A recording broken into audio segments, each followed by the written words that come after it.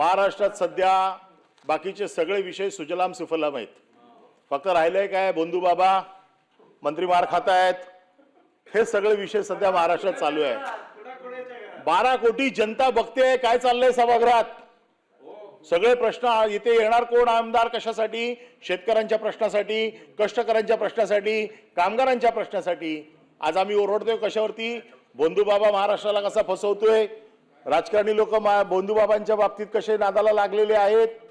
आम्ही एवढीच आम्हाला या 289च्या माध्यमातून सरकारकडनं हे निवेदन हवंय की हे जे प्रकरण आहे याच्यातली माहिती सरकारने आम्हाला द्यायला पाहिजे. आमच्याकडे बरीच माहिती आहे.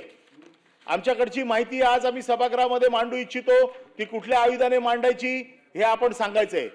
परंतु जो बंधू बाबा आज सगळ्या मोठ्या ताकदीच्या लोकांना बरोबर घेऊन हे सगळं जे काय कारनामे केले, जे काय लैंगिक अत्याचार केले आहेत, सामाजिक अत्याचार केले आहेत, यापेक्षा गरिबांच्या जमिनी लाटल्या आहेत.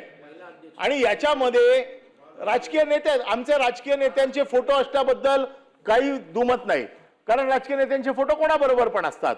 परंतु त्याच्याशी आर्थिक संबंध, त्याच्याशी वेगवेगळ्या प्रकारचे हितसंबंध, त्याच्या दुष्कृत्यात सहभागी, त्याच्यासाठी फोनवरला दबाव, या सगळ्या गोष्टीला आमचा विरोध आहे. आणि म्हणून महाराष्ट्राच्या राजकारणात ही एप्स्टीन फाईल जी नवीन निघालेली आहे याच्या बाबतीत सरकारचं काय धोरण आहे ते आम्हाला कळलं पाहिजे.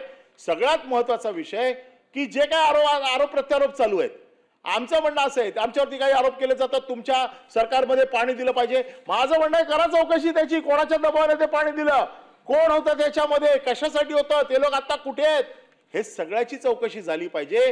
परंतु या सगळ्याची चौकशी करून या बुवाच्या बाबतीमध्ये काय काय धागेदोरे कुठपर्यंत गेलेले आहेत याची सभापती आपण दखल घेऊन या विषयावरती चर्चेला आम्हाला परवानगी द्यावी आणि या विषयाची सविस्तर चर्चा अधिवेशन संपण्याच्या अगोदर आपण घडवून आणावी. ती कुठल्या आयुधाच्या माध्यमातून आपण घडवून आणणार ते आपण सभागृहाला सांगावं, जेणेकरून मग जे काय आमच्याकडे जी काय माहिती आहे ती सभागृहाच्या पटलावर आम्ही ठेवू, आपल्या समोर मांडू आणि मग आपण त्याच्या बाबतीत योग्य तो निर्णय द्यावा. Point of information